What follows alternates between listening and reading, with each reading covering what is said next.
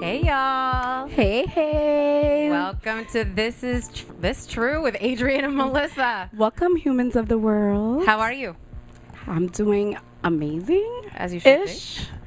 I'm really sick, so pardon my manly voice. It's just, part of earth and, dirt and germs. Well, when you get sick or I get sick, I call it the 1-900 voice. So go ahead, girl, make that. Oh, yes, that's sexy. The little operator. I'm excited about today. Me too. Yes. This is going to be so good. Yes, but we'll start out with our typical shout out to our people that have engaged. It was a little slow this week. However, I think we both had some really good conversations outside of social media. So we wanted to shout out some folks. Yes, I'm not going to say their names because I don't want to shout them out. But there were about 3 to 4 people that reached out to me on DM. I got one call. So thank you guys for reaching out. But sharing is caring. So, as much as you can share, put it out there, share with the world. People want to kind of connect, So Absolutely. Put it out there. Why you have not? questions, thoughts, you have feedback, good, bad. Just throw it out there. We're here. We're here. Yes. But I definitely wanted to shout out M. Bowden, Shelby, and Lydia. They gave us some positive feedback, and looking forward to making moves forward. Oh, yeah. And then this week, we had challenges. So for those of you that listened last week, you were aware that we gave you a challenge. And that was to make a decision. Make a decision. So did you make one? I did. What was your decision? So this week for me, we just had this full moon eclipse. Oh, and part of it for me was letting go. So I had some things that I was letting go of. But one of those things that I'd like to share is I had, now I would not call myself a hoarder because I'm really not. But I had this concept of putting more emphasis on money than is really necessary. Money. For example, I have a piece of furniture that I've been trying to sell just for the past 2 weeks. Hasn't sold, but I'm really stuck on, you know what, I'm going to make money for this because it's a decent piece of furniture, right? Right. But it's taking up space in my home. Throw it out. So I made the decision that I was like, you know what, it's not that serious. My space is more important than the measly whatever amount of money that I'm trying to sell this for. You threw it out. No, I didn't. I actually called Habitat for Humanity. Oh, and so they're going to pick it up. So it was either them or Goodwill or Salvation Army that can come by and pick up your junk or your unwanted furniture. Treasures. The treasures that you want to, not treasure anymore. Yes. So I'm excited to get my house back into my realm, my space that I like. So that was me letting it go. What was yours? Oh, mine is really hard. So, I would say that my name is Melissa. And I have commitment issues. I just don't like to go all the way in, when anything that I cannot take back, So I decided, you know what, Melissa, you've been wanting a pet for a while. Oh. And I had a conversation with coworkers. So I work at this company that has, on a big lot, it's a studio lot. And they have turtles in a pond. And we go visit the turtles after lunch every day. Okay. And I became so attached to these turtles. And then it reminded me of the pet turtle that I had that was murdered by my great-grandmother, that's a deeper story. I'm not even going to go there. Murdered and great-grandmother. Great-grandmother murdered my turtle, Samantha. Okay, I was still holding on to that a little bit in my heart. Okay. And so I'm like, you know what? Maybe I should, bring some cousins of R.I.P. Samantha's, cousins. So I'm going to commit. I got godparents to, take care of the turtles when I'm not there. Because, Look at I travel a lot. So I got a godmother and a godfather as plan A and plan B to take care of the turtles when I'm not around. And I'm gonna commit and get some turtles. So so you made the decision. So I made the decision. That was the biggest part. So I'm gonna go get them. I'm going away this weekend, so I'm gonna go get them next weekend because I didn't want to leave them on their first week home.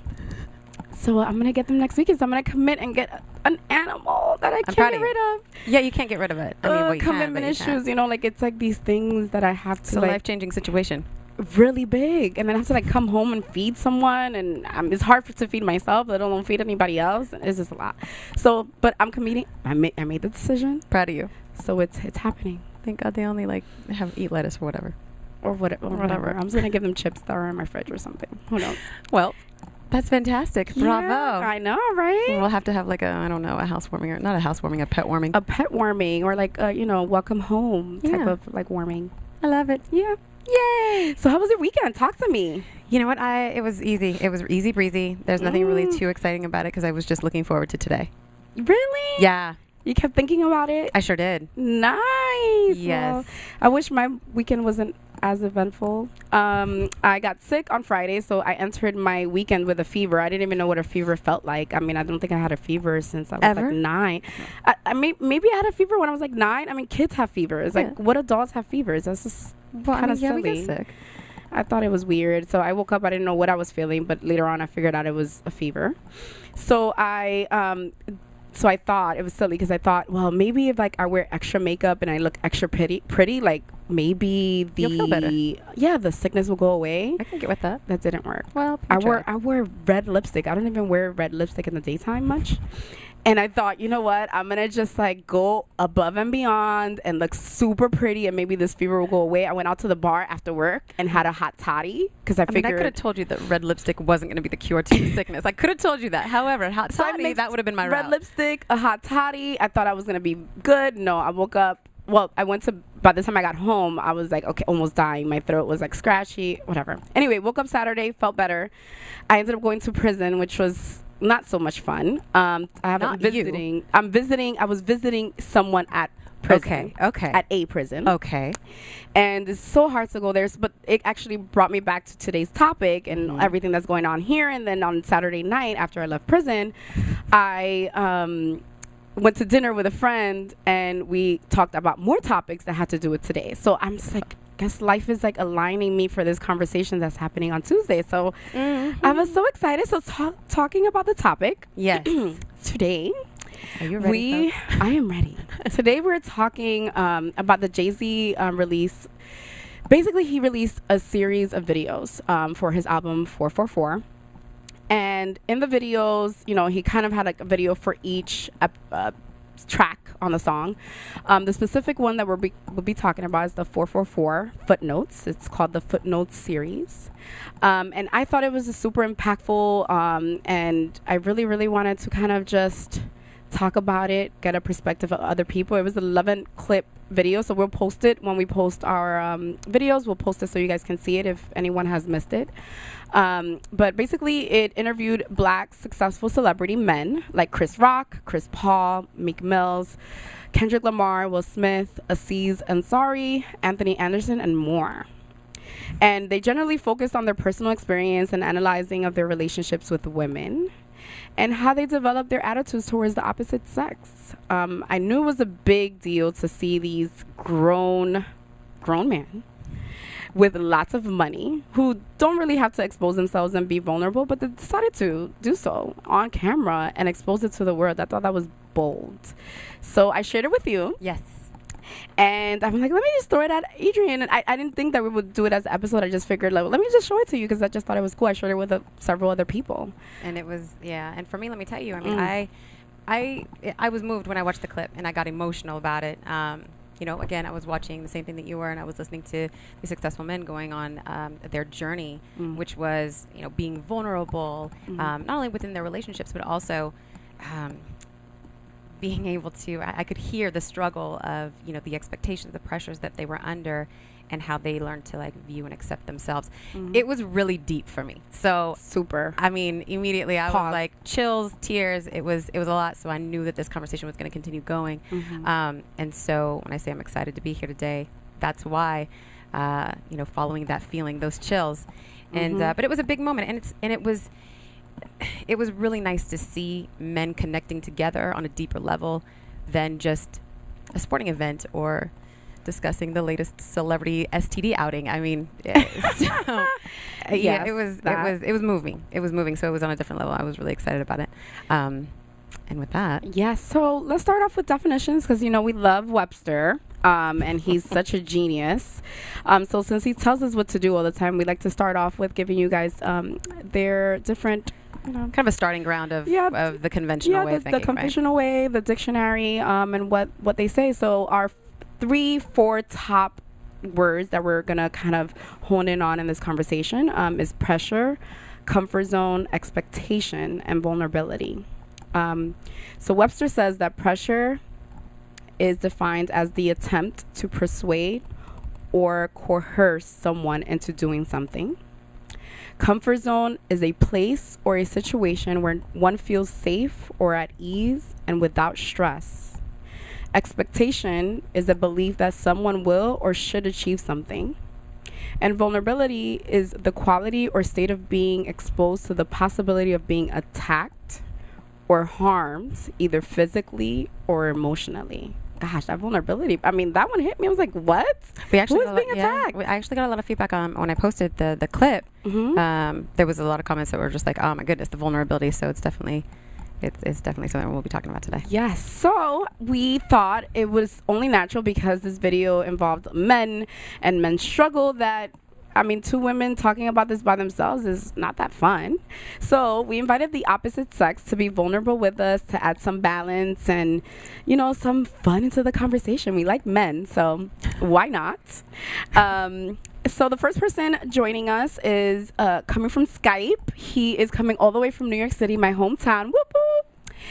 His name is Rodney Smith, aka Mend_History24 on IG, so you can look him up.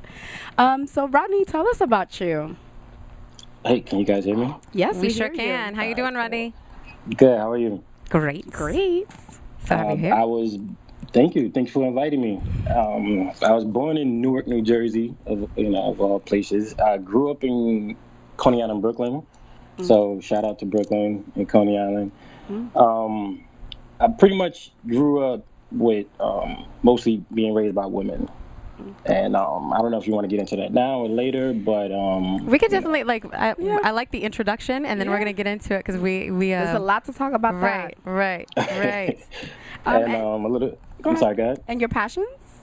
I was about to say a little bit more about me. I work in retail by day, and at night I work on cultivating several works of arts that include literary pieces. I'm currently working on releasing my first novel in like the next, I want to say 3 months to 6 months. I have to work out some kinks.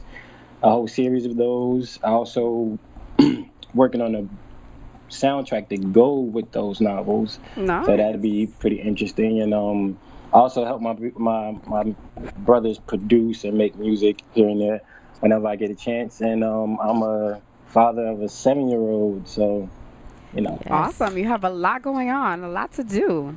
A little bit. Yes. So what intrigued you to reach out to me? I know we haven't physically met. We met through the DM, and not in that way. Through the DM regularly. It was a very honest and clean conversation. But what triggered you to down in the DM. It did not go down, but it went up. It went up. It went really good conversation. So what intrigued you to reach out to me? I can't remember how I came across your page, but I'm kind of glad I did. I guess it was the universe working in our favor. That's right. But I saw something about decision making, and I thought that was a very intriguing topic because rarely you hear people talk about making decisions.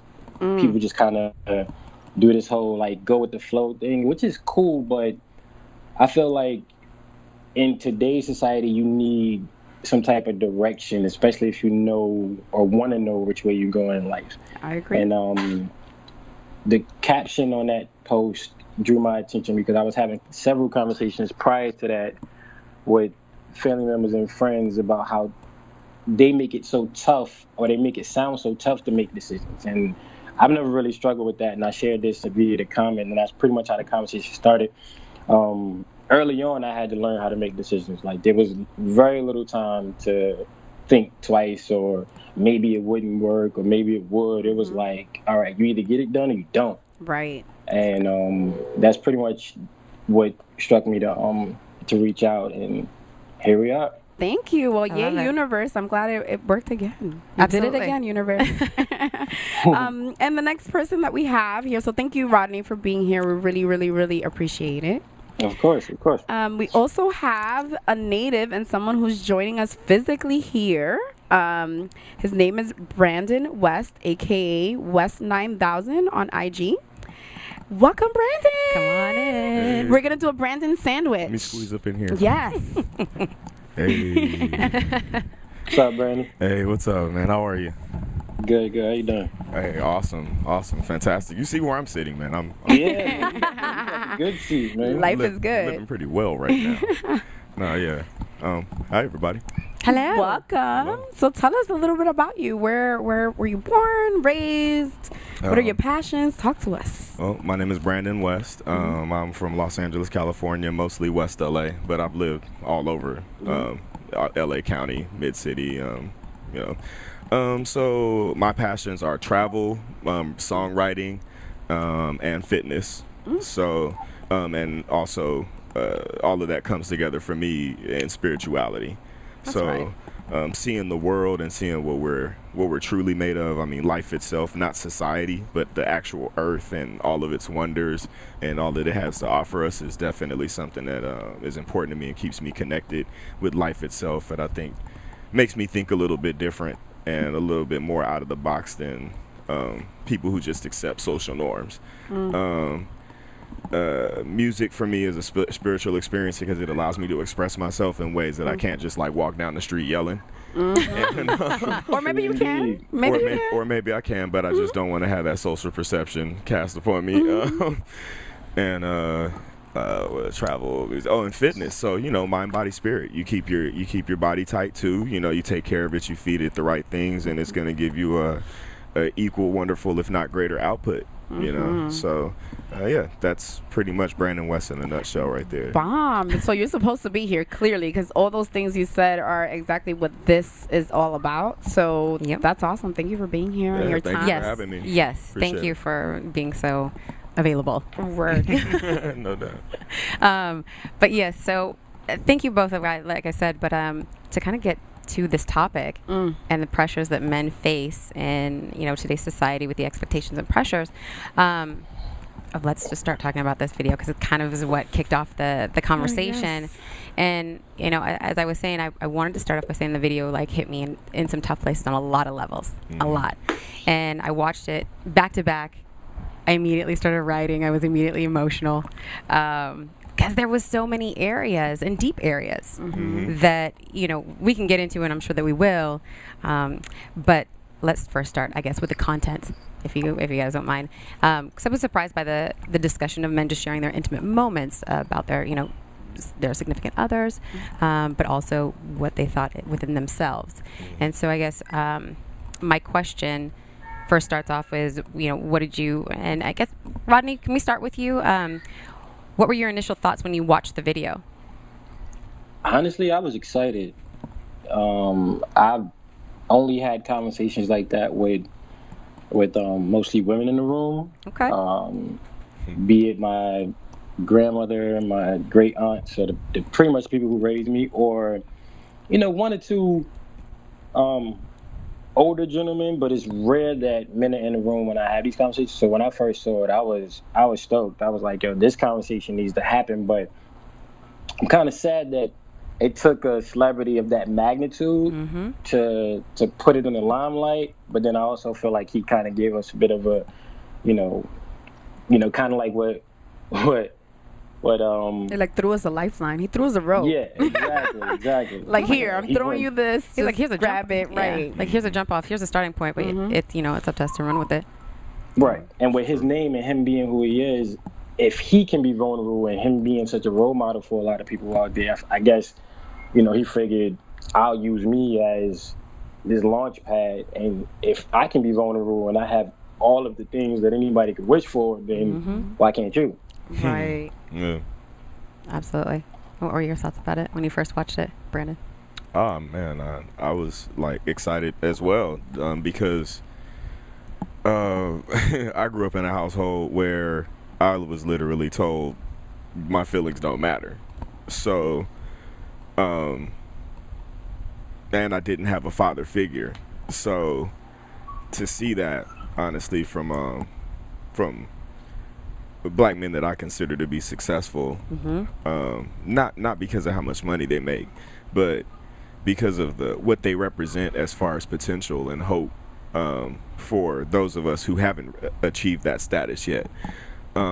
Like, it meant a lot, to see that they had that vulnerability too, and it does take a lot of courage to express that on camera, especially when you have millions of people who You know, for us, you know, it's like maybe a couple thousand if we're lucky, you know, Right. like realistically. But for them, like it's millions. It's the whole world. So that meant a lot. That was a big step. And I actually had a talk with a bunch of like 3 other young brothers last night on the corner. I just like went for a walk and ran into them, and I struck that nerve with them. I said, you know, how you guys doing? And everybody always has the same answers. I'm like, everybody can't be doing the same all the time. Like, am I the only one whose life is a roller coaster? What was the response? Like, good? Just chilling? Well, at first they were like, all right, But you could, like, see that each of them had their own stresses. Like, because that's the thing. Like, when you really see people instead of just looking at people, That's right. like, you really hear their true answers, you know, and then you're like, you can make a decision. Like, okay, let me pry because something's going on with dude. Or you're like, ain't my problem. You know, and all too often for us in our culture, you know, it's just like, all right, ain't my problem. You know, toughen up, tighten up. You know, and it's like everybody needs to express themselves. That's why therapists get paid thousands of dollars. Lots of money. So, but if we had each other in that community, we didn't need them. That industry would be almost non-existent. It's true. Well, there's two I agree with you on that one. Yeah. There's also 2 aspects of it as well. I mean, I think we definitely need each other, but there's also the stigma of, like, you don't go to therapy. There's a lot of people that don't do that. Right. But they don't feel comfortable or supported to talk about the things that are going on with them within their own community or their own, like, loved ones, because whether there's pressures on from society or within their family and expectations that they need to be whatever it is, you know, manly, macho, handle it, hold it down, the key provide, all these things that don't include, I don't know, having feelings, being an emotional individual, acknowledging those feelings, putting language to it. It's and a that process. makes you incomplete. It does. Because it stunts your emotional maturity. Right, you know, which is what they talked about on the actual video. They talked about that. I don't know who was it that mentioned that, but they were like, "Yeah, a lot." Who said it? It was who said it? I think no, we wrote I it down somewhere. It was Jay-Z, and he was talking about the old heads on the block. Oh yeah, and he said, "No," and I wrote it down because it hit me was too. So good. And he said, you know, he was like, speaking about the old heads, he was like, their own level of consciousness, they knew that street stuff impeccably. This invisible wisdom that you couldn't see in this different space. Their super strength was on 10, but their emotional wisdom was on 0. Like, nothing. So if you know, especially, you know, if you're somebody who's being raised by the older generation, they're just going to pass down what they know. They're going to do the best thing that they can because that's with the information that they know, right? They're not doing any harm. But when we have a video like this and we know that we have to do better, you know, it goes into a completely different conversation of, well, then what about the next generation? What about, you know, raising kids? But, you know, that quote, I was like, it was so good. And so when I got the video, I sent it to a few people. I have a big, good core friends back in New York, mostly men. And so I sent it to, one of them sent it to me, and then I sent it to the group, and they kind of just opened up the conversation, like, what do you guys think? Like, look what Jay-Z is doing. And there was mixed reviews. Like, some people were like, nah, I don't feel comfortable hearing Jay-Z talk like that. Or like, nah, what he's talking about. Like, people were just, some of them were just like uncomfortable by it, right? And then others were like, wow, but that's dope. But they still didn't want to talk too much about it. It was just as if it was like this uncomfortable air to even discuss what was being talked about. And then I'm the female of the group, so they all hit me up individually, which I'm sure they don't know that, but they know that now. Now they know. Right, they know that now. They all hit me up individually and wanted to talk about different things from the video, right. Because it was different things that obviously hit home. Right. So it's just like, okay, well, you can talk about it in the group as men, but you could discuss it separately with a woman. It's as if there's the comfortability to being vulnerable with a woman rather than amongst how many men. of us were raised by single mothers? Right. So then that goes to the next question. Single aunt, single grandmother. Yeah. So single woman, you know. how were you brought up to get and to treat women? What were those relationships that you had in your household that affected the way you made decisions outside of the household? We'll start with you, Rodney. That I really no one really taught me anything about like women and how to meet or greet them. I kind of was one of those fortunate, quiet kids that was able to just sit and mind his business, and their attention sort of kind of came my way, and I adapted accordingly. But mostly just watching my grandmother and watching my aunt. My aunt obviously was younger than my grandma, but watching the type of guy she either didn't like or did like. Like I emailed you guys the other day, hearing conversations about my dad in a negative way. I was like, look, I'm not gonna grow up and have women talk about me in that manner. That's right. So I put so much energy into focusing on being better than he was, even if I'd come across a woman in the street, just something simple like holding the door, I knew would leave a lasting impression, as opposed to, I just always wanted to have that light over me where I'm not seen as, this bad guy or this guy who's driven by his ego. Mm-hmm. And that pretty much helped me censor myself when it came down to getting to know people. So it was like, all right, I understand this about me. Then now I can sort of use that energy to weed out the type of people I didn't want to be around or I wanted to be around. And most of them, were women, and I kind of felt my way around through there. But there was no blueprint on how to talk to women at all. Right. How do you feel, Brandon? For me, similar. Like, nobody taught me. Mom gave me like blueprints, but then kind of just let me fly. The way that I learned was watching the relationships that she had, and how abusive the guys were. Just like every which kind of abuse that you can imagine a person go through. Like, I watched her with my own eyes go through it. I watched her get stalked. The guy who stalked her was sitting on the balcony one day when I came home from school, and this was hours before my mom would ever be home. So like, wow. I watched her go through like some pretty extreme things. Wow. So how old were you when that happened? Like, this spans from like 11 to like 18 pretty much. Oh my goodness. Yeah, like every dude was, and it wasn't, I mean, we make our decisions. So, right. Yeah. Right. Yeah, and we gotta we have to live with them. And as an adult now, I understand that. You know, at the time, I was just like, "What in the hell is going on?" And but yeah, so I had two choices. I could mimic what I see, or I could not. And I chose, and I just chose the opposite. I chose to say, okay, all of these things is what I won't be. Right. And I feel a lot better as a human being. Well, it's a common, Talk about a weightlifter. Right. Yeah. It's a common thread. I think when we're growing up, it's not a matter of blaming our parents or whatever, but we have examples of either what we do want to be, or we have examples of what we don't want to be and what we choose not to be. Yeah.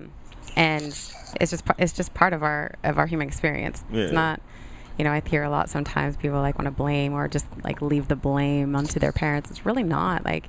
It's just they're doing the best that they can with the information they have at the time. Exactly. Period. And that is a hard fact, like to really swallow in life. But that is just like such a real truth. People are just like really doing the best they can with what they got at the time, and like we are all doing that. Right. Right. But we look at our parents, right? They were like our first. Oh, go on.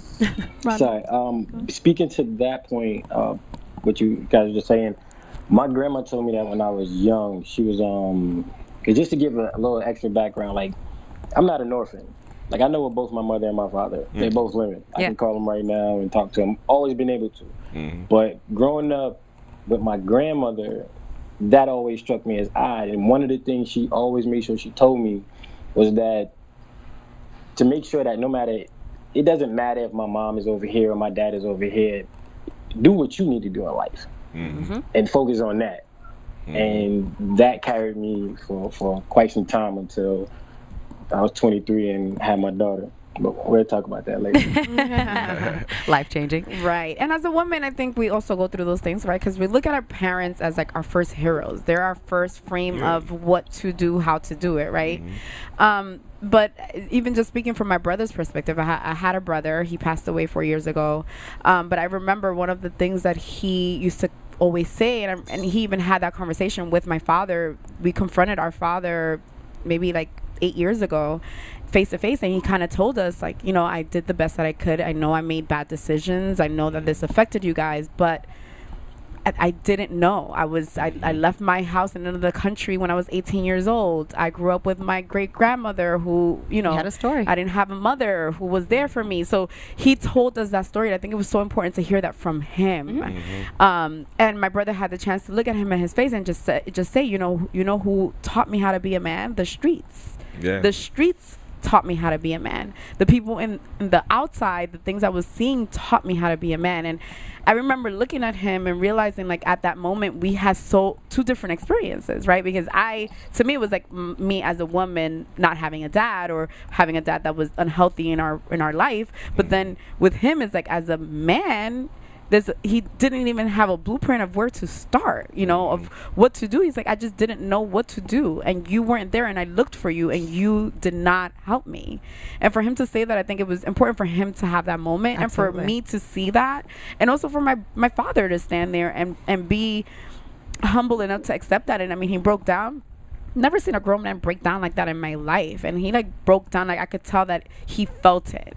And that was enough to be able to forgive and say, you know what, I forgive you. I forgive this, and I'm able to let this go, because I know that you were doing the best that you could with what you had. So that's super, super, super important. There's something about, it's kind of the example of telling your truth, you know. And thank God that, you know, your brother had the cojones, you know, to sit there and be like, yeah, you know, even to his dad, like, hey, like, you weren't there, and this is it took a lot for him to do that. Yeah, and he did what he had to do. And it's just that whole idea of being vulnerable. There's bringing it back to the video, there's a quote, and I want to ask you guys about it, kind of what you think. I have a question for you. And Jason says he's talking about learning how to love later in life, right? And so I'm going to paraphrase, but he's like, you know, I just ran and we built this big, beautiful mansion of a relationship that wasn't totally built on 100% truth. And then it starts cracking. And then we're like, well, shit, we got to tear this down and start from the beginning. And it's hard. Like, he's talking about, it's hard. Like, you know where I'm from. I'm from Marcy Projects. I've been shot at. He's like, by far, this is the hardest thing I've ever done. And most people, humans, us, he's like, we're not ready. We're not willing to put ourselves through that. Most people give up. And so, of course, that was a moment that gave me chills. But so, you know, turning the question to you fellas, like, why do you think it's so hard to be vulnerable and transparent within your relationships? You wanna kick this off, Rodney? No, we're gonna bounce back and forth, huh? I would say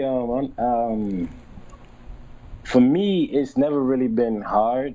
My hardest thing as far as being vulnerable is people or women getting to see actually, like, who I really am. Like, I'm really I'm a thinker, huge thinker. I analyze everything, and most of the time, you know, I get off of work or even while I'm at work, but when I'm in the presence of others, I'm usually just sitting there thinking. It's rare, like, in my last 2 or 3 years, I've gotten to a point where I can even do a podcast, be featured on a podcast and Skype with other people. Most of the time, I'm really just with the headphones on, listening to music and writing or thinking about the next few moves for the next few years. I know that can be tough having or being in a relationship, because, you know, there's a line of communication you have to have. You have to open up that line of communication. Or just being present, you know, being present in the moment. Right, if you're always thinking, you're never there. And me, I'm just sitting there like, all right, I'm listening, but I'm not really. You're not there. Present. I'm not really there. And that was my vulnerability up until maybe like 17. And then I just kind of got tired of hiding behind that. So my thing became, I'm going to lay all the cards on the table. Here's the open book. It's either you want to read it or you want to see the hand that I was dealt, or you don't. And I'm good either way. And that became like this slight chip on my shoulder. And it worked in my favor sometimes, and sometimes it didn't. So. I think that, yeah. But you know, before you answer, I think that's, like you just said, it worked in your favor. and it reminds me, and I'm going to jump in really quick and let you continue to think. Do it, girl. But only because it reminds me of, conversations that I have with my family members, my uncles and cousins. And at one point, we're having this talk, and my cousins are talking about the girls that they're dating or whatever. And, my uncle's talking about maybe past, I guess, regrets that he had. And so we're having this conversation. I'm like, well, why can't you just be open and honest with women? Why can't you just say, you know what? I like you and I want to date you, but I just want you to understand that I'm dating other women. And he was like, what? He's like, of course it's the older generation. He goes, that's not even. That's garlic. Yeah. He's like, what woman is going to go for that? And I was like, you got to be kidding. So we're having this conversation, and it kind of comes out between, my uncle and my cousins, and they're like, listen, those bad women, the bad ones, the ones that are, they got their stuff together as far, the bad isn't good, but they're the good looking ones. They don't want to hear that. You got to treat them like a prize. I was like, but honesty is better. I was like, honesty is better. I was like, and you guys play the number game anyway. It's numbers, right? I was like, so you just keep hitting up women. Why don't you just be honest? I was like, somebody is going to be in the same space that you are in and going to be okay with it. Nah. And it's just interesting to see the beliefs that we tell ourselves, or that, we're conditioned to believe, that aren't necessarily true. And it's not about, it's not about being a bad guy. But it is about knowing what it is that you want and being able to communicate that. Because the knowing part, I think it's easy for most. Yeah, it's just expressing that's hard, and what comes with that, right? Because if you express it and it's your truth, but then the person on the receiving end, it doesn't agree with you, I think that's what scares men. And I think it's rejection. Yeah, and men are very, very simple beings, is what I've learned. I'm absolutely gonna disagree with you 1,000%. I feel like 1,000%. Right in the middle. Right in the middle. Yes, right in the middle. Deal with it. And I feel like simple. When I say simple, I don't mean easy to figure out. I mean simple as far as requirements. A lot of what they need and a lot of what they are dealing with are very simple things. No, it's a simple mathematics to me. No, I'm gonna throw it out. I mean, no, because the subject that we're talking about today is very complex. The expectations and the pressures that they have to deal with is very complex. How to navigate through that is very complex. And when you have a man that you see and that you care, and you say, I see you, I see you, and I get it. Listen, you ride in that roller coaster with him, and it is not. There's nothing easy about it. I didn't say the journey was simple. I said. But the requirements. The requirements are not, because we're all a mess. Right? I really don't see it one is more of a mess of another. I'm bringing my in a relationship, we're all bringing our mess. It's we're joining, and you have a bag, I have a bag. We're gonna have to deal with each other's bag. So I don't see it as oh well, now I have to go and walk you through your stuff. It's no. I'll scratch your back, you scratch mine. I may be scratching more right now, but you'll be scratching more later. And it's a give and take. I think what makes things complicated is the lack of communication and addressing and being honest with that. With that specific. Just say, listen, I got a lot of crap. Okay, I have crap. I need you to bear with me. And for the other person to say, hey, I got crap too. Can you bear with me? I think that I want to deal with this crap and your crap with you. Because really it's choosing that person to go through this journey with. This is a journey, is an evolving journey, is a changing journey. It's making a decision, right? We go back to decisions, is making a decision. But as far as fundamental things of the male species, I think are very, very simple mathematics. What complicates things is the stuff on top of it, right? But as women, we are we're always in our heads. We're probably... So are men. Men are in their heads, but in different ways, right? They're in their heads about situations. We are we're women are very, very particular and analytical. That's a completely different conversation because we're talking about men. So we're talking about we could go on. But I'm gonna defend my men. Awesome. I'm gonna defend my men because they're bomb. I think they're awesome. But anyway, yes. So I think they're some of the social pressures that I agree with both of you, because I think by nature men are more simple in comparison to women. Yeah. in the way that, like, you know, when we were hunters and gatherers, like, you know, that kind of thing. It's like Exactly our what I was needs are thinking. very like basic: food, sex, sleep, more food, more sex. They didn't probably go hunt something. Exactly. You know, like, pretty much that was like, you know, protect the family. Right. So I kind of see, okay, socially, I think that we have a petri dish of just volatile chemicals that just breed bad or failed relationships. I think it starts way earlier than what we're talking about now. I think it starts like when you're young. It depends on, you know, for a guy, or for anyone, and their confidence is going to depend on the support system that they get at home a lot of the time. Very much so. So if you have a family system where you're encouraging, not delusional in that encouragement, you're not rewarding mediocrity, or you're not, you know, but you're encouraging through mediocrity into greatness and things like that, you know, then that's different from, boy, you stupid. Boy, why you ain't got these grades? Boy, you ain't this. You ain't that. You ain't this. I heard that too. If you hear that your whole life growing up, for one, if you're a single mother, right, and that's how you're coming at your sons, right, you gonna then expect for them to turn around and be kind to women? Like, I don't really think it's going to work out that way, because they're going to have some sort of spite in them. They're going to have this sense of needing to control a situation because their whole lives they were belittled, you know, and had no control. And that happens a lot. I had a little homie when I was young committed suicide because his mom was that way with him. You know what I'm saying? 3 doors down from me, and everybody knew his mom was this way. You know what I'm saying? But none of us could like rescue this kid. Right. You know, parents knew his mom was this way. He moved.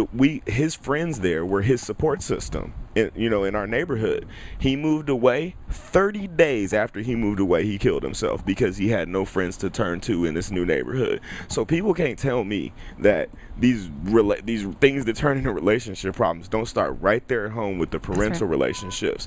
You know, the same thing goes when you see a womanizer in the home all the time. I'm just blessed, you know what I'm saying? Because by all means, the shit that I saw, like, totally should have made me just 100% super shaft, you know what I'm saying? like straight up, like there should be a band walking behind me right now, and like, you know, but because I was just. Either I was blessed with a different kind of consciousness, or some of the older heads who I would meet when I'd be out playing video games and stuff would put me up on different kinds of knowledge, like what's called conspiracy theories, even though like whole books of stuff I read about is literally being lived out today, so it's not really conspiracy. But still, my point is, with those rays of light, I was just fortunate enough to see that, you know. And then my big brother, he used to drop spiritual knowledge on me before he ran away, basically, as a youth. And those foundations is what helped me to like kind of see like, yo, man, people really like are just not honest with themselves ultimately. You know, and how can you be honest with somebody else and what you if you're not honest with yourself? If you ain't honest with yourself first, you know what I'm saying? And some of that honesty for us is having to admit the things that hurt us as children. If you don't get over that, you will not expand, dude. It will not happen. That's why therapists and psychiatrists walk you through your timeline of your life, and you break down at different points. You know what I'm saying? You're like, I was 12, you know, and that, you know, that's why that happens, and that's why there's a method for that. You know, and that's why it's necessary. But imagine if you addressed it when it was happening. Right. If you had enough insight. Yeah. To say, okay, you know what, this is what's going on, and just the tools to be used. To guide you. And that's the thing. When you said, you know, when you have these men that are being belittled all the time, the one movie that pops into my head is Baby Boy. Yeah. Man, I mean, it's not like I watch it all the time, and I really don't remember movies. But let me tell you, when I first watched it, I was like, how many times are they going to call this man stupid in this movie? And within the first, like, I don't know, 20 minutes, it was at least 50 times. And I'm sitting here thinking, what kind of esteem is he supposed to have? Like, he's going to convert him into a baby boy. And the people that are looking at that movie who relate to it, how do they feel? Right. Walking around with confirmation. Like, oh, that's like I'm not the only one. I'm a baby boy. Now there's a title for it now. Now I know what I am. And it sure did become a thing. I ain't dating no baby boys. I ain't. It's like wow. But that brings up another. I had little footnotes things I want to talk about. That's right. That's right. It brings up like the 18 get out the house thing. Yeah.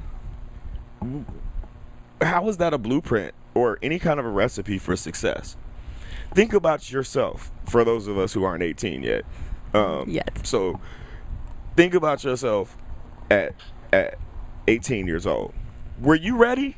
I was not. Were you ready for the world?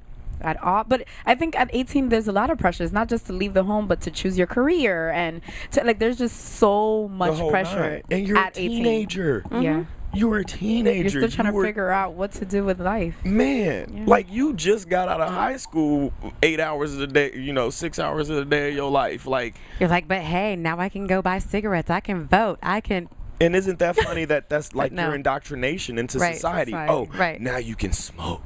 But here's now the you thing. can drink. Now you can poison yourself. And guess what? It's cool. And all of that stuff is like. It's the things that we are, these milestones that we're supposed to celebrate. Yeah. But it's a lot of pressure, and if you're not prepared for it, and these are the things that we're talking about, there's things that we're not, like, how do you make the decision if you don't even know, like, what you're excited about? Because that's how you should, not should, but that's how you could, it's how you could navigate your life, is, you know what, what excites me? I'm going to go after that. Not, well, hurry up and choose something. Yeah, like I'm under pressure, or what makes the most money, or what does my mom and dad expect of me, or what do they do, so I'm going to fall in line with them because it's the easiest thing.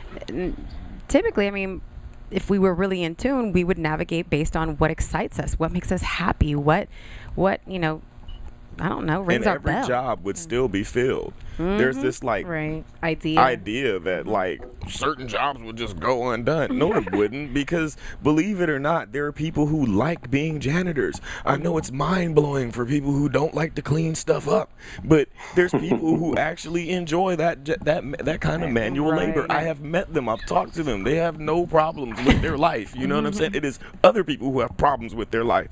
But I met this guy who was like 26 one day, and he was a janitor at Kaiser Permanente.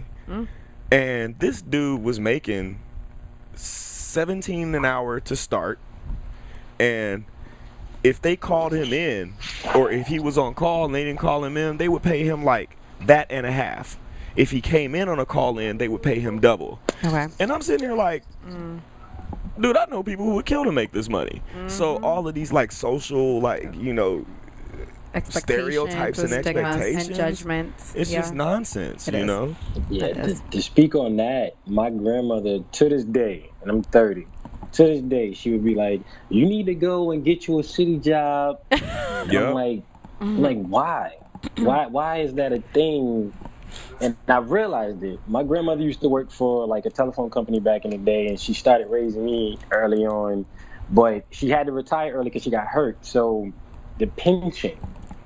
Yep. So a lot of people were coaching me to get these city jobs, not for the front end, but for the back end when I'm 60, 70 years old. I'm like... Because they're thinking they plan for retirement. That's what the older generation was also taught, right? They were taught you plan for retirement. Right. But retirement may not even exist by the time it's our retirement age anyway, so we can plan for that. The dollar may not exist in the next 5 years. So. That's off the table. Quick. Exactly. Yep. Totally. So, what is your definition of what being a man is? I mean, we now spoke about society's expectations and what that's defined. How do you define a man to be? You didn't see one growing up, right? You both grew up fatherless. So, what is it that you've learned to be based on your own perspective of what a man should be? Keep your word, Show up, for sure. Show up when you say you're gonna show up. Hold yourself up with integrity, regardless of what other people may perceive. Because the truth is the truth, and no matter what, it will always prevail. And be kind to people, man. I have a phrase I live by. It's be wise enough to be strong enough to be kind, but wise enough to kick ass, and that's just real talk. And so like everything in its place, and like try to maintain balance in that, between mind, body, and spirit. And I think like doing that internal work and pushing that outward. Like for me, that's what being a man is. You know, being one with life itself and having respect for that. That's bomb. What about you, Rodney? I couldn't agree more. I would definitely add consistency to that. I feel like, you know, and I've just started to learn this here and there, but you know, my daughter pretty much taught me, apart from me telling myself when I was younger that I wasn't gonna be like my dad at all, but she taught me one of the main things. Like I had to move away from her for a couple of years, and she was 3. And 3, like you don't think about your dad leaving at 3. So unfortunately, I had to move out of town to the Maryland, D.C. area, but I was on a Greyhound or a Mega Bus or a boat bus, any bus that'd get me to New York during the week, on the weekends, sometimes in between school or whatever the case is. Never missed the first day of school, never missed a birthday. I know that's right. And I feel like that speaks more volume than anything I can buy her, because she like, yeah, my dad don't live here, but if I call him, he's here. And that means everything. I have the word, especially to a little girl. Absolutely. And I'm one of 7. Well, technically I'm one of 8, but my mom had 7 kids alone, and my younger siblings, their father lives 30 minutes away from them. They ain't seen that man in 4 years.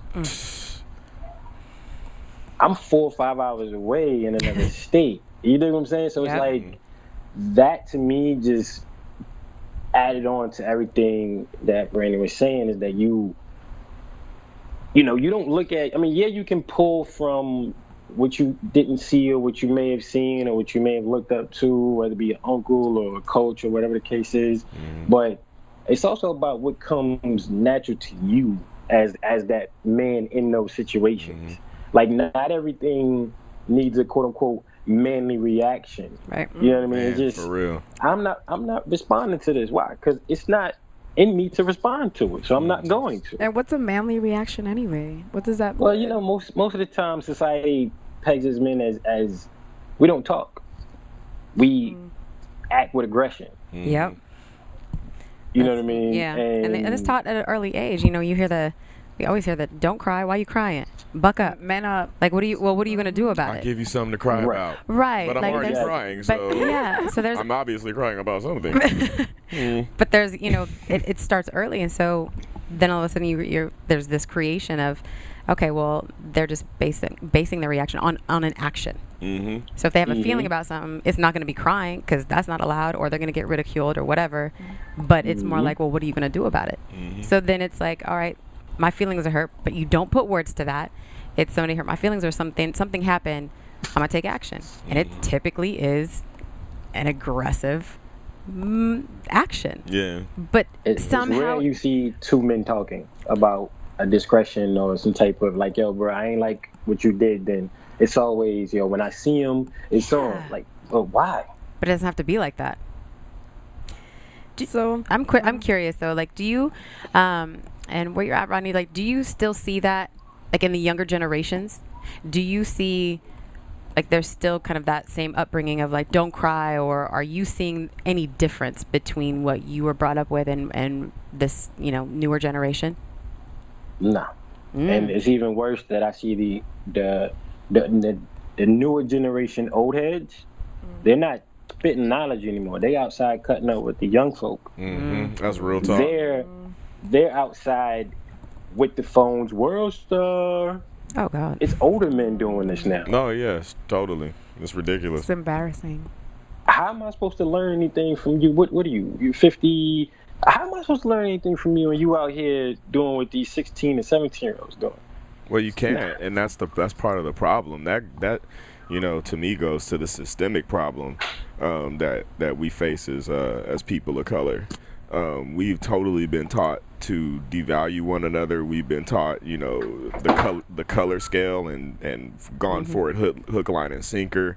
You know, in the more explicit world, now it's about your dick size, and I literally like have seen posts where chicks would be like, oh, if it's under 12 inches, don't even come my way. I'm like, are y'all serious? I'm like, is this a conversation?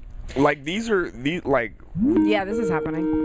This happens, yeah. And like my my last relationship, I found out that 3 out of the 2 years that we were together, she had other things going on, and I just was like the last one to know. Her friends and family all knew, and like that's how she was able to keep it tight. You know what I'm saying? And even the guys knew about me, but I didn't know about them. Wow. And they were like sugars and stuff. Wow. And I didn't know, you know. So she was hustling. We even moved in together, so I really didn't understand. Like, I'm like, why were you hustling me like this? Like, you know. And but at the end of the day, what happened was, I guess she got really arrogant about what she was doing, and so she had like this Samsung phone that had just come out, but she hated it, so she got like an iPhone.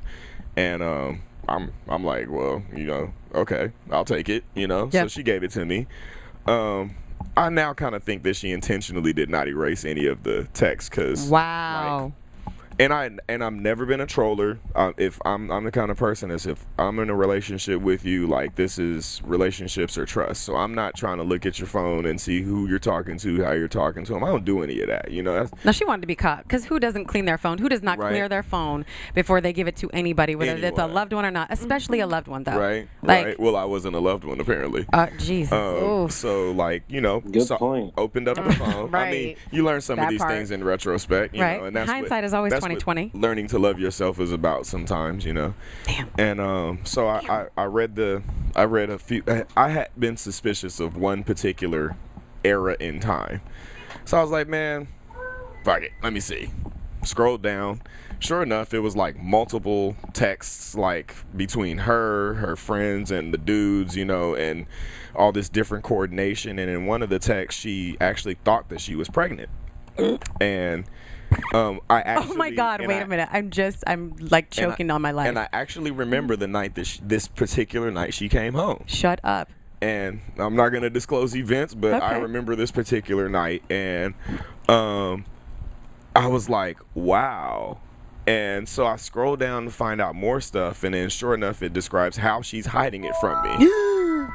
And then it describes, and then she says, well, if I'm pregnant, fuck it. He got money and a big dick anyway. And that was literally like, and I was like, wow, my 2 years was, well, there that goes, you know. And I was like, wow. So, I mean, the relationship was never about us. Like, I can't feel bad about it because I mean, don't like, you want to choke the bitch?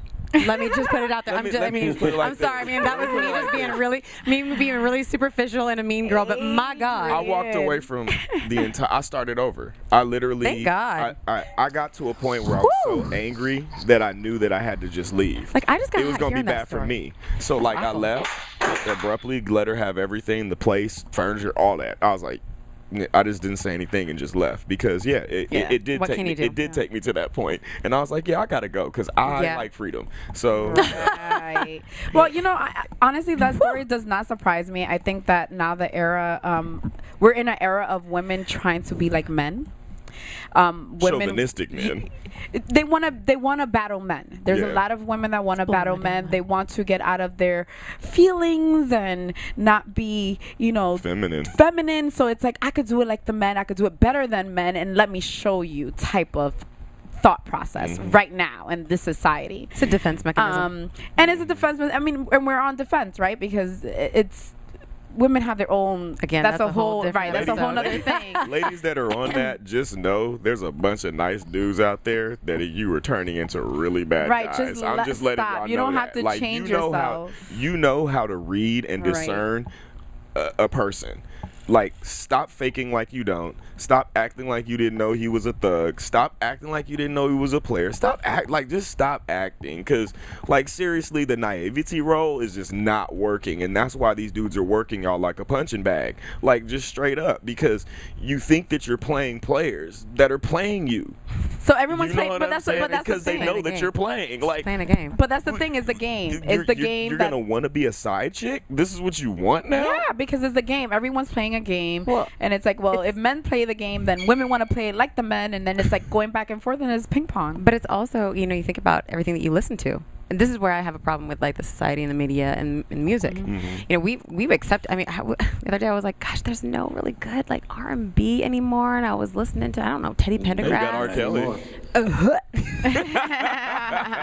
I love R. Kelly. Let me just tell you like how I really feel. I love me. R. Kelly.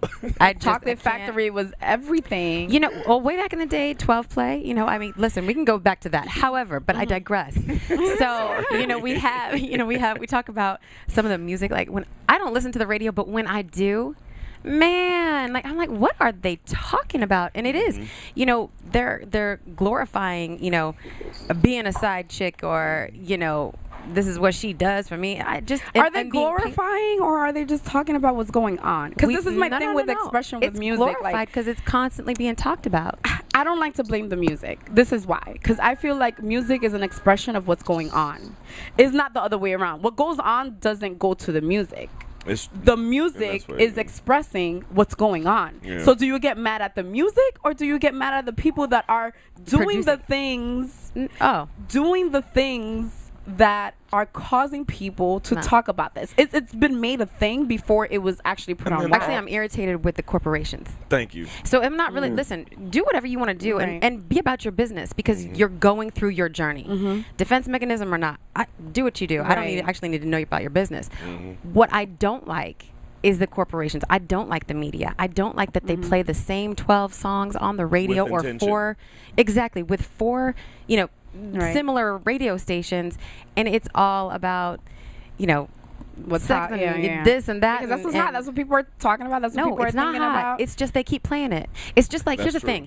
It's not hot. You know, it's just they keep playing it. When you control a trend, you'll never know what's really hot and what's not. Right, that's true. Because you're not letting people to decide. You're just telling people it's 12 people that make music in the whole world. Like, get out of here, man. Like, come on. Like, there's millions of people who make music. But I agree with that. But then I also I go back to the people. We have a lot more control than we choose to have. Yeah. So it's a good point. We can make a choice, and we can make a decision. Go back to decisions, right? Right. We decide that we don't want to choose what we want to listen to. We like to be told what to do.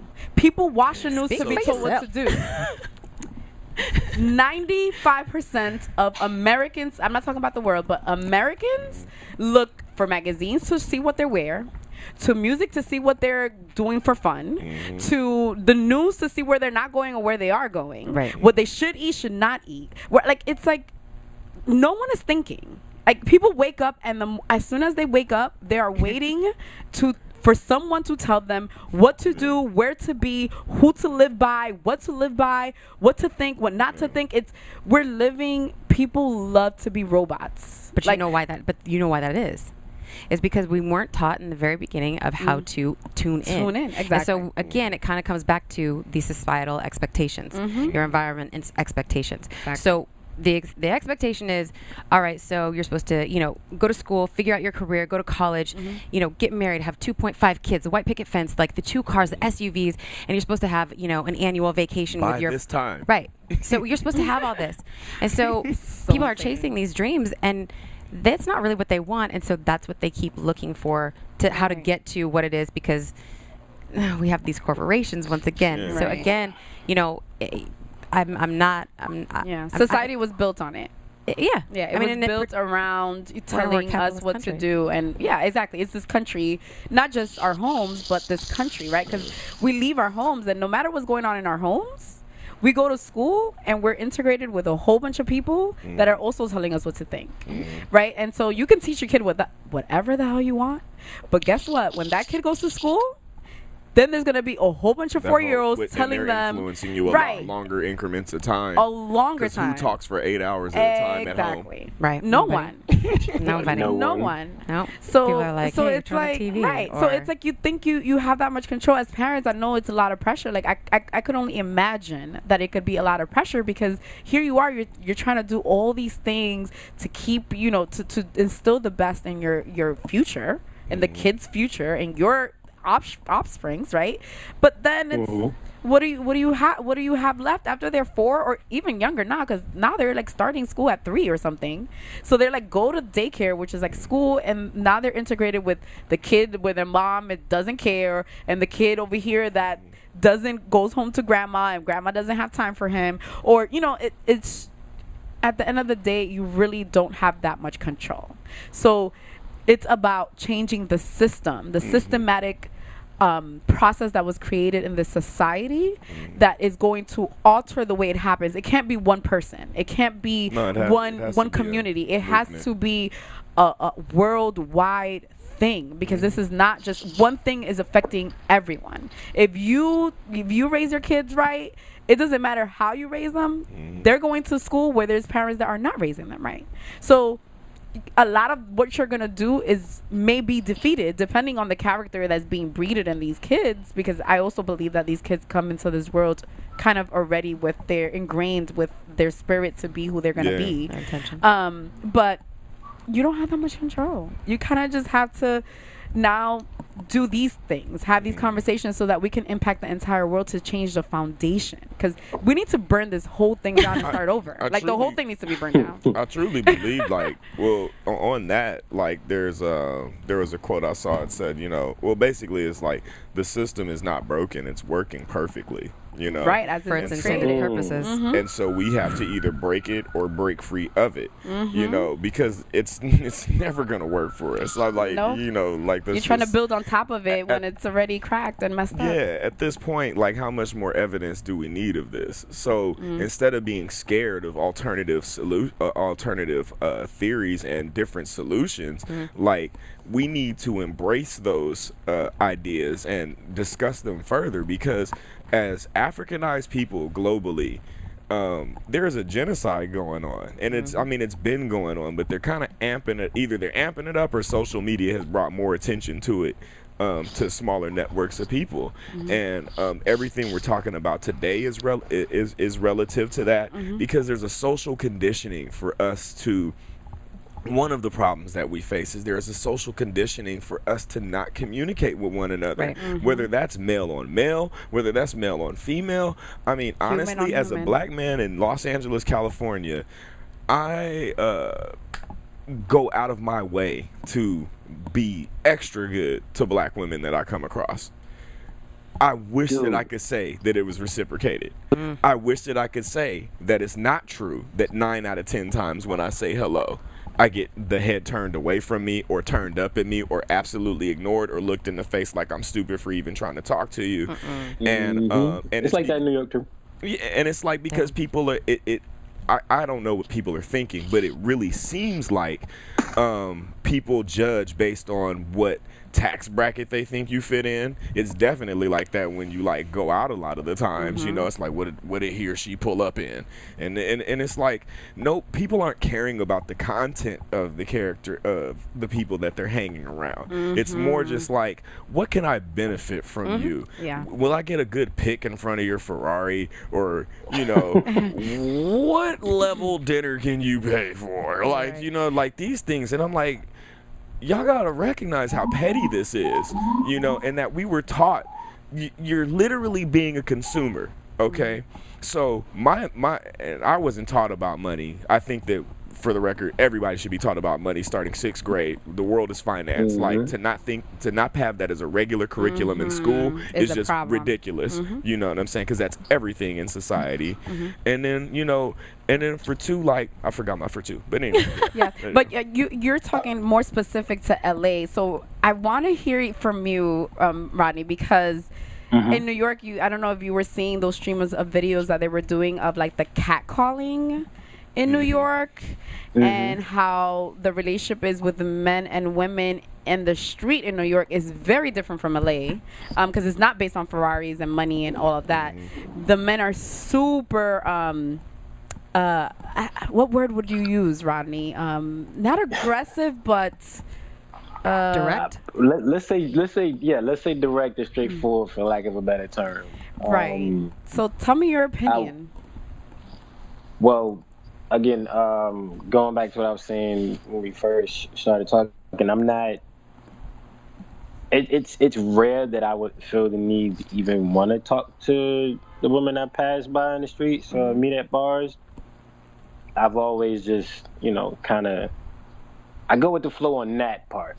Right. Like if I'm at a bar, or wherever I'm at, bar, restaurant, or whatever the case is, or even on the train, subway, fellow New Yorker, you know how these New York subways are. You can meet some great people on them. Now they have performances like they're on Broadway, but that's a whole other conversation. But what's your general perspective? Like the general population of men in Harlem, Brooklyn, Queens, Long Island, Staten Island. Like what is their approach to women, let's say from the months of May to September? Oh, it's all about buying drinks. It's all about where can I take you to eat. It's all about this party's popping up on the rooftop. You want to go? It's all about that. It's not, what are you interested in? Mm-hmm. Like, what do you see yourself in 5 years? How do you feel right now in this moment? Are you all right? How's your day going? It's never about that kind of stuff. Mm-hmm. No one's really taking the time, no guy's really taking the time out to get to know the young lady that they're entertaining for the night or the evening. Because it comes back to what we were saying about the whole vulnerability. Like, I don't want to get to know her because, I don't know myself, but I'm not going to tell her that. Right. That's big. I'm not going to tell her that I'm just kind of winging it right now. That I'm not really confident that, I hang out with 12 dudes every day because they make me feel. I'm not telling her all these insecurities. But what I am going to tell her is that I work for this corporation. I got this many pairs of sneakers. You know what I mean? Like, did you see my Ventures throwback? Uh-huh. Like, I'm telling her that stuff because I want her to see that superficial me, because if she attaches herself to the real me, then I have a problem, because now I have to commit to this young woman here. And furthermore, I'm afraid to even try to figure out going that route, because she may not be interested in me in that way. She really just might want me to pay for things. And that whole fear of going back and forth, it comes down to that. And a lot of people make decisions based off of, I like to call it the known unknown. Like, the known of unknown is like this big cloud that follows a good amount of people throughout wherever they're going. They make decisions based on it. Like, I don't know if she's going to think that, but I do know how I'm going to react based on it. But how? It's like one of the biggest contradictions. It's like, God rest his soul, but it's like Biggie Smalls. How can those two exist in the same being? But they do. Man, Rodney, no, go ahead. Oh man, Rodney, like, dude, I feel you, man, because I'm a pretty unique guy, and over the years I've learned. I can tell by your haircut. Hey, thank you. I've learned, like, over the years, or I've taught myself to just tone down who I am a lot, because like, I love big, and it doesn't matter who that love is going to for me. You know what I'm saying? I don't have any ill intentions. Like, my embraces are genuine, so being like that genuine kind of a person, like, freaks people the fuck out, bro. And with ladies, like, my experiences when I actually am being the kind of, like, open guy and communicator that I've thought that, and that I've always heard that, was expected, or what was wanted, it was often met with, like, kind of just like standoffishness and coldness, if not just like flipping that around and using it as a tool to manipulate me, like almost using my like, oh, you have integrity? Oh, I'm gonna work that. And I actually had a girlfriend who went through hell and high water to break down every aspect of my integrity. Like, if I said I was honest, she would try to, like, figure out some way to make me a liar, like that kind of thing. So, like, you gotta kind of watch out for those what they call, my friends used to call them emotional vampires. And there you go. Dude, you said emotional. I was about to say, but I was about to say, how about this one? How about the women, or the society, how they say, we want men to be honest. We want men to tell us how you're feeling. You just sit there, you don't say anything. And again, me being this guy back in the day, and then learning how not to be now. Oh, you're super emotional. You don't know how to control I don't know how to control myself, because I'm telling you what you just asked me to tell you something. I'm telling you how I'm thinking and how I'm feeling, and now you don't want to hear it? Bro, I'm so glad I'm sitting here talking, like, hearing this thing right now, bro, because, like, seriously. Like it and you know, now y'all ladies know, like it actually, this is for a guy who actually cares. Like this is like the spins, the turns that go on like in our heart and in our head. We're like literally confused, you know, at points, because we're really trying to be for our women what it is that they say they want, right? You know, and then it's like we get to this point, and then it's like, nope, skirt. We're gonna now we're going this way. That's not good enough now. And I really just don't think that's again, I think that is like something that is we're trained to be dissatisfied. We're trained to not be comfortable. We're trained to really, like, our society trains us that suffering is the way to go about things. Like, you know, you have to drag your feet through the mud in order to get it. No, I could just, you know, use a straight line. Right. Well, just like you said, there's like you guys were talking about, you know, you don't know yourselves well enough and you're not ready to say that. The women that you're messing with that are trying to navigate you through, like, saying, hey, I want you to be honest, and then you're not, or they're trying to prove you wrong. Yeah. They don't even know themselves. Yeah. It's like you just said. That's a very good point. Yeah, I mean, we're trained to be something that we're innately not. Like, we're not trained to turn in. We're not trained to get to know ourselves and to understand, like, our whole system of intuition. Yeah. Right. And so we're sitting here playing games with each other, trying to, I don't know, play house or get to some level that doesn't It's really a dominance game. It doesn't really exist. Yeah, it's a But it's a dominance When game. when did it become that? Exactly. Like, When did it become this? It's I think it's always been that way. You know what? I think Mind if I share an experience? Please do. All right, so, not that I don't want to sound like I'm bragging or anything, but I've never had much trouble with, like, getting women.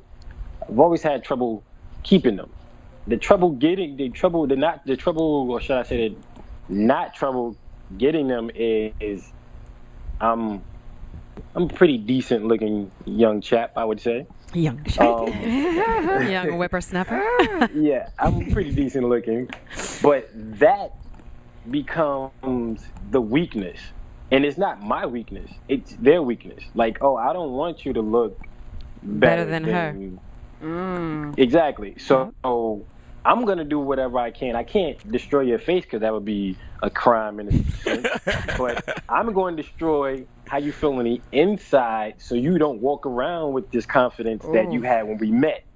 That way, when I know you're not around me, you feeling like you're not worth the time or conversation of anybody else. Oh my God! But do you, but you know that's not just for your pretty face. You know that woman right there, as beautiful as she is broken inside. That she's so broken and so absolutely, she doesn't even know her self-worth. Can't find it to save her life, and that's where that dominance or that power control. And you have to also understand the one thing about us women, being trained. I mean, we're trained to, you know, as we grow up, you know, there's a manipulation that we are celebrated for with men, right? Even as little girls. And I don't really know too much about it, but I see it a lot, and it's, you know, the batting of the eyes and the really sweet voice and because you have a daughter, I'm sure you might know just from firsthand experience, and so, you know, I don't.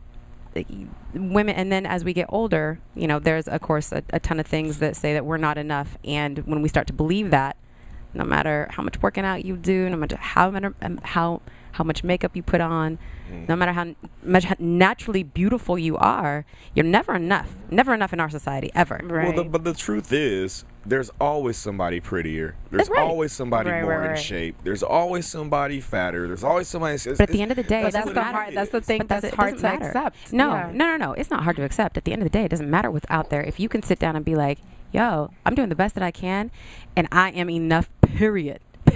Like, even in my transition, I'm enough. Yeah. And whoever I bring along, like, into my realm, yes, like, then they're supposed to be there, and treat them with respect and treat them as a loved one as such, because they're there for a reason. I feel like that's the type of training and that's the type of conversations that we should be having with our youngsters. Like, this life is a journey. Yeah. There's never going to be a minute where everything is going to be consistently perfect. You might have a second. Enjoy it, moving right along, because nothing is ever staying the same. Yeah. Or even funny you should mention that. Go ahead. I'm sorry. Go ahead. No, go ahead. it's funny that you should mention that, because I was having a conversation with my older sister this morning on my way to work, and I was a bit conflicted in a sense because I have a girlfriend. I've been with her for about almost 2 years now, and of course we come from two different backgrounds. Me and my sister come from pretty much the same background, getting down to making a decision. Mm-hmm. Like you lovely ladies talked about last week, and like I mentioned in the comments on that post, mm-hmm. there was very little time for her and me and my sister to figure out what was happening. Like my mom was moving around a lot. I think I may have went to like, I want to say like 4 or 5 elementary schools before the age of 10. Wow. And there was no time like, oh, did I think like, oh, I'm gonna miss my old friends? Nah, they'll be replaced in the next couple months. Watch. We gonna move, and I'm gonna have to get another set. You had to land on your feet quick. I had to so quick. It was like before the bags were even unpacked, we're registered in school, and we got to go through this whole thing again. Now that's a fully grown adult and still evolving mentally and spiritually, when I see adults of the same age, it worries me a little bit that they're now going through things that I was going through when I was a kid. And it worries me because I'm like, you're 30 and you're struggling to make a decision. You're very apprehensive about what you want to do in life. And they're basing a lot of this off of what they are seeing via Instagram, via any social media platform, via the news, like, I can't even work out with some of my female friends because they want to talk about, oh, I want to get a body like such and such. What's wrong with your body? Right. And that was the point. And I'm working out. I don't want to hear that.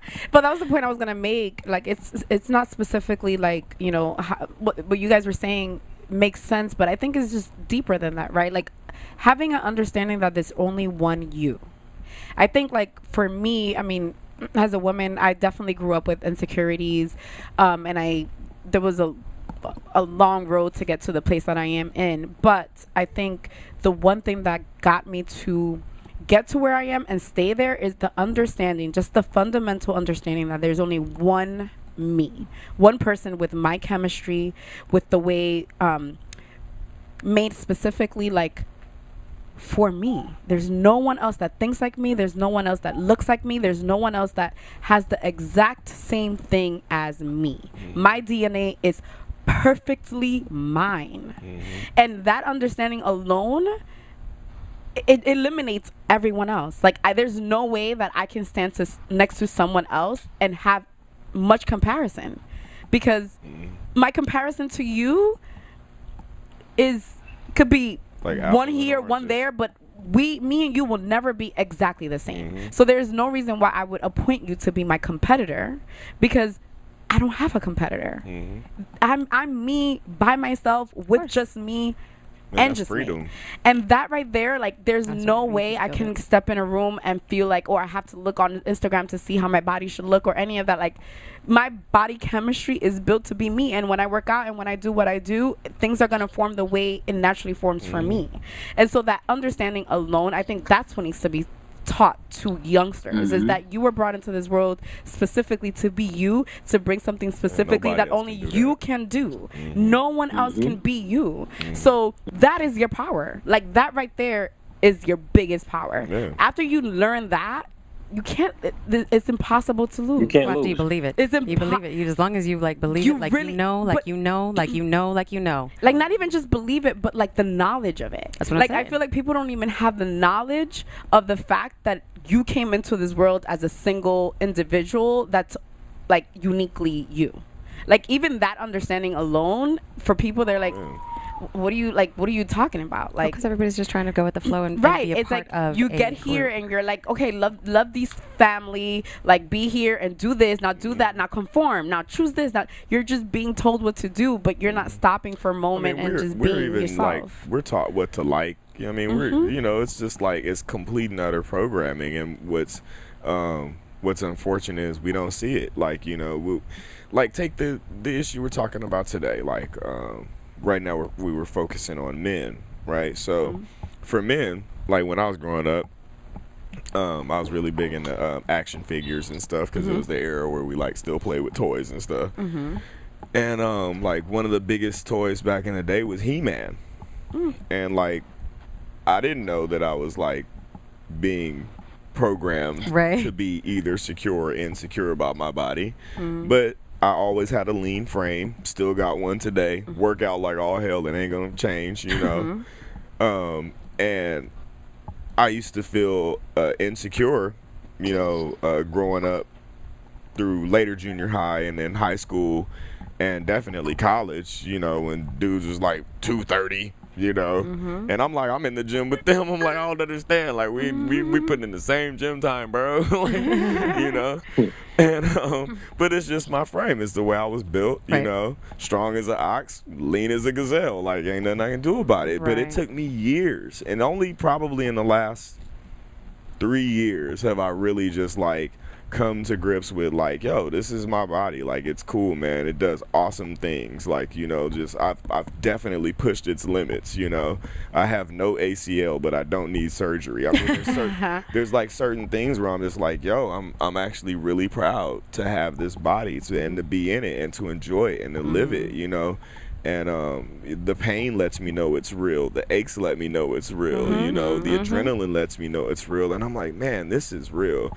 And there's this guy that I know that was like really up, man. Very poetic, right? But you know, the flip side of that is Barbie. You know, Barbie would be the equivalent of He-Man. You know, for women, and y'all live with those same pressures, this certain shape and size, and then not to mention both of those are like white, and then so you know, it's already hard enough, with this image we didn't even have black dolls, so. Exactly. So this is a perfect way to segue. So how do you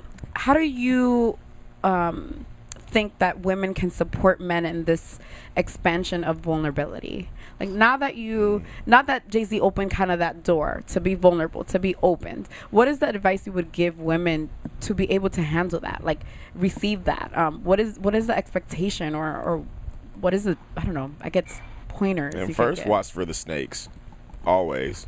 You know, because even though this is the Jay-Z 444 opened up an awesome dialogue, there's always snakes out there. There's always people who are like, oh, this is something else that I could exploit. So when you're having these kind of conversations, still be cautious about who you're vulnerable to.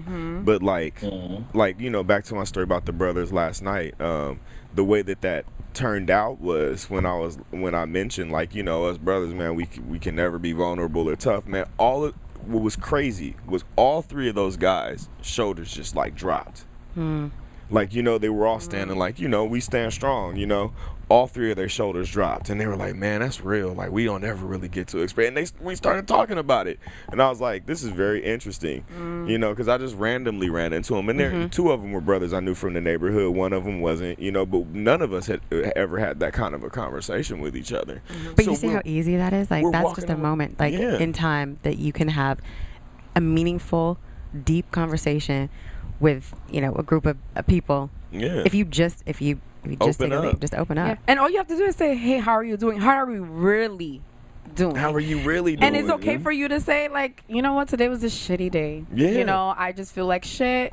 And this is why, bro. Like, and it doesn't have to be like a mushy thing, like, or whatever. And now it's just a conversation. You know, and now we relate, and now we know we're not alone. You know what I'm saying? Now like, it's much more than a head nod when you walk down the street. Much more. Much more. It's like, it's a family type of situation. Yeah. But like, you know, connection. On point with what ladies can do is just like, with discernment, you know, start these conversations with dudes, you know what I'm saying? Like, cause like, I think that you'd be surprised how many dudes will actually are just waiting to open up. I really think that you'd be surprised that even the hardest dudes, you know what I'm saying? The hardest dudes be the nicest and softest dudes who be looking out for everybody. Like OGs in the hood, real OGs, they be looking out for the whole hood. Like they, you know what I'm saying? That's just the ones I've known, you know? And they actually do, in a lot of cases, care. It's just that what do you do when you grow up with certain circumstances? You don't again, what Jay-Z was saying, like, you don't see beyond this Right. part of the culture. So with ladies, I think that, like, opening these dialogues, when brothers approach you, start a real conversation. Like, you know, I hate small talk. I can't stand it because I'm terrible at it. Like, just straight up. I'm like, either we talking about something for real or I'm like, you, Rodney. I'm like, man, I ain't even in it. I'll sit in the bar and I'll put my headphones on. I'm like, y'all niggas ain't talking about shit. I think like we might be related looking because weird. I have the same problem. When people like want to talk about the weather for 30 minutes, I want to like pull out all my hair. I'm like, why are we talking about the weather right now? I mean, if it's a tsunami or something. But like, it's LA. Like, the weather is it's awesome. Beautiful all the the time. same all the time, and it's amazing, and we get it. I know it's amazing. Everyone here knows it's amazing. Yeah. Like, why are we talking about the weather? Yeah. Why are we like? I hate wasting my breath Especially talking when about it's all stuff that this doesn't major matter. stuff happening. Sounds Like, right. I'm talking about from the environment. Let's skip this topic. The environment, The planets. I mean everything. That's a So lot. it's like there's so much we can talk about, and Mental health we know we issues. sitting there on Mental health. Facebook going off. You know what I'm saying? We on Facebook, Instagram going off about it. Let's go. People talk. rather go on social media nowadays to express themselves, and even then I feel like there's filters to, literally filters, but figuratively filters to what they actually express and don't express, you know. But one of the things that came up in my conversation on Saturday with my friend, he's a gay man, and he was talking about how even in the gay community they still have problems expressing. I mean, they're still men, right? So he says that now he tried a technique of just like asking his friends like how they feel, like when they you know, they's like, oh, what's up, bro, like, how you doing? And they're like, oh, good, how do you feel? And he says that every time he asks that question, men are usually like, what do you mean, bro? Like, what do you mean? How do I like? Right. A lot of the times it's confusion because a lot of men are like, well, I never get that question. Right. So I'm like, you know, if you don't mind, I'm gonna steal that from you. Like, I'm gonna just start asking that question to men. Like, how do you feel today? Yeah. And not just like hot, cold, you know, happy. No. How do you like really feel today? So that's what I'm gonna do to change, you know, to bring a change to the conversation and to support men more. I think I mean, I've been doing a good job. I have a lot of male energy and men in my community, so a lot of my friends are men. So I think I've been doing a really good job at that. They usually come to me for their emotions, not for each other. So I think that I want to like inspire them to have these conversations with each other. Yeah. And like around each other. Like, I'm gonna start bringing it up in like in communities, like if we're all together, I'm just be like, how do you guys feel? And you're probably gonna look at me like, don't talk about that, Melissa, we'll talk about that in private. I'm like, no, we can talk about it here together, you know. So that's what I'm gonna do as a woman in this world, in this community, for my black men and my men all in general. But I think that black men specifically have this issue, and this boundary and this block. So that's what I want to bring to the table. Ronnie, do you have any advice? Personally, I would say that, and this is something that I deal with on a constant. As I mentioned early on, you know, being a writer and cultivating that art. Whenever I share that with anyone, mostly women, when it comes up in conversation, I always get well, you don't look like the type of person that would write. What's that supposed to mean? What is that supposed to mean? And then I have a better one for you, and Brandon probably can relate to this. That the whole like putting us in a box, and this is going back to, you know, the society pressure, but putting us men in a box, but us black men in a box of how we're supposed to act based off of some blueprint that no one invented. Exactly. Like, you look like this, but you act like that. I'm like, okay, so what does that look like, and what does this act like? And like, do you even know? Yeah, for you to be given it. That's like, that's you know when what you I know mean? that person is conditioned on a level that you're just not interested in. yeah. I get that a lot as a woman. So That's that like, yeah. you act black thing. It's like, okay. You've done Oh that so my much. God. All So right. much, right? I mean, and I think that, you know, adding on to that, like, ask what the man's interests are. Like, I mean, if you really want to get to know somebody, you have to get to know them. So you have to ask questions that will open up those avenues. Exactly. What's your favorite color? Why? One of my favorite, like, get to know you questions is, what are your 3 favorite animals? Land, sea, and sky. Mm-hmm. You know, and that takes a while to answer for most people because they don't think about it. But that kind of like, for me, I know what my answers are because you know, I have animals that I love. But what are the ones that you know, and why do you love them? And what about with family and friends? Like, that's more relationship wise. What about with like family, like cousins, and what do you guys would think about that? Like, what are the ways we could open that conversation with someone you're really close to? Rodney? I would say I have 7 and 8 siblings, and whenever I see any of them, I make sure, or even I'll send a text. It could be 2 or 3 o'clock in the morning. I'll send a text. I'm not afraid to tell them, "Yo, I love you," and hit me up whenever you can, or you know, how was work? Like, no, really, how was work? Not, oh, it work was fun. No, how was work? Because I can sense that something was going on, and all I want to do is listen. I just want to listen from, you know, their perspective, and because everybody puts up this, you know, bravado that everything is okay. But if you really listen when people are talking, you'll start seeing it bit by bit. The layers start being taken away, and you'll start really seeing how, or hearing how they really feel. And I would say when it comes down to, you know, women listening, well, women dealing with men, I would say just ask them questions and listen. Don't have these preconceived thoughts because of how he may look. You know, he may dress preppy, but he might like trap music. Man, real talk. I mean, I think, You know what I mean? yeah, there's not a, you don't need to stereotype, you know, our own people, but And I think too, like, if you are interested in someone and, you know, you feel as if they have potential that they're not utilizing, it's just like about communicating that in an objective way. You know, if a person, like, say they're like, man, like, you know, say you're in a relationship and one doesn't make as much money as the other one, but the other one that doesn't make as much money wants to, but just doesn't know how to do it. But you got college degrees on exactly how to do that. You know what I'm saying? Or if it's just a person of interest, and or maybe you're not interested in that person, but that person's interested in you.